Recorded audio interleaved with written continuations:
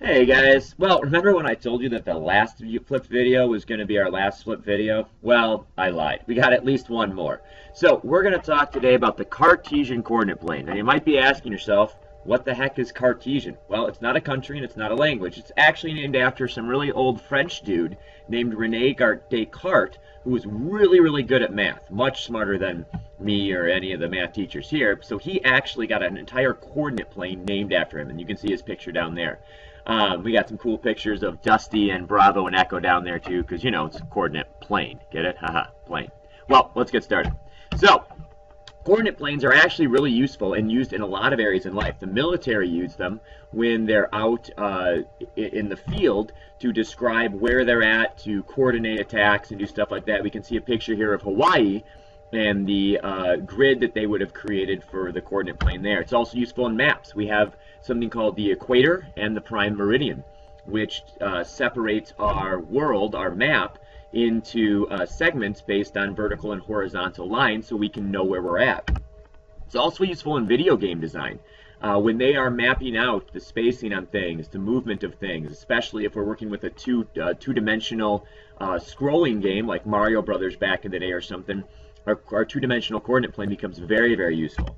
Also in archaeology, they have a grid system. When they have an archaeological spot that they're digging, you can see the ropes that they set up here. They create vertical and horizontal lines they can section off each little bit of the ground that they're doing and be able to work. And Justin Bieber?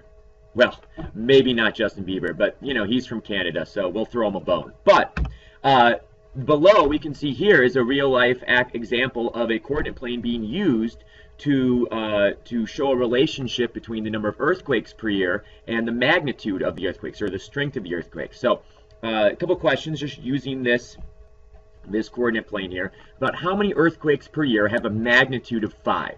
So go ahead and look at the coordinate plane. What do you think? Magnitude of 5. Did you say about 40? Right, we can see that point there has a value, a location on the horizontal axis and on the vertical axis. A magnitude of 5 on the horizontal, around 40 if you look at the estimation there. And Oklahoma City, you can see down below there, is an example of a city that actually has about 40 earthquakes per year. So if you like earthquakes, that's a good place to head. So what about what earthquake is there that has a magnitude? What magnitude of earthquake would there be if there was about 1 earthquake per year? Take a look at the coordinate plane over there. What do you think? Hopefully you said 6.5. Right, now you might think 6.5, well that doesn't sound like very much, but you can see down below there is a picture of what an earthquake that was at a magnitude of 6.5 did. That's nothing to sneeze at right there. So we can see that coordinate planes here can be very, very useful in a lot of different areas in real life. So let's actually dig into some of the nuts and bolts of them so we can start working with them ourselves. So we got to do some vocabulary first. I know it's not the most exciting thing, but we've got to do some vocabulary here. So first thing is a coordinate plane. Well, it's a definition here. It's a two-dimensional plane made up of a vertical and a horizontal number line. Okay, we've got our x-axis. That's going to be our horizontal coordinate plane. And the y-axis is going to be our vertical number line there. Sorry, I said coordinate plane before. Number line. Horizontal number line, vertical number line. Ordered pair is a location of a point on the coordinate plane defined by a value from each axis. So every point is going to have a horizontal and a vertical location.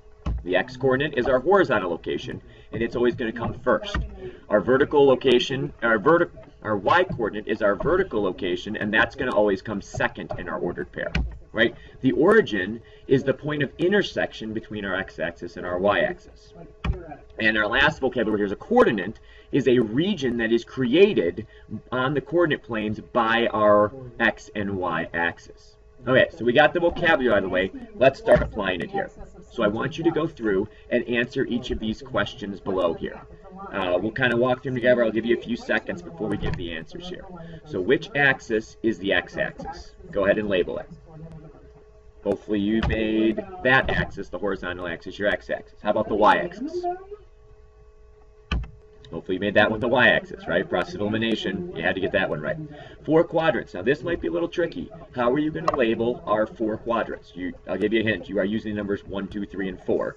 So which order are they going to go in? Give it a shot. Give you a couple seconds here.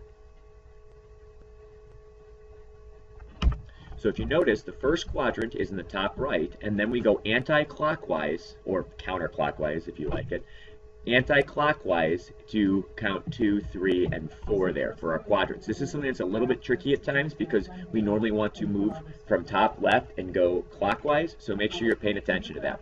Okay, label the origin. Where is the point of intersection of our axes? And what is the ordered pair? We can see that the origin is right there, and that ordered pair is going to be 0, 0. It's 0 on the x-axis, and its location is 0 on the y-axis. Okay, so I want you to do 5 and 6 together. Label M, and point P. Gosh darn it, always comes up here. Label M and label P. Go ahead, find -4, 5, and 3, -2. Find those locations on the coordinate plane. There's M, and there's P. So hopefully we put those in the right spots. Okay, we got 3 points on there that I want you to give me the location of, A, B, and C. So we can see them up there. So go ahead, figure out what is the location of A, what is the location of B, and what is the location of C, and write that location as an ordered pair.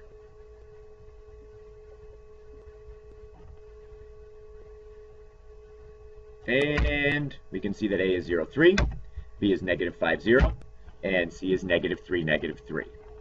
Well, if you have questions about any of these, if you're not understanding where all this information came from or how we put some things on the coordinate plane, please come see us, ask questions in class when we come back on Tuesday, and we'll make sure we clear that up for you.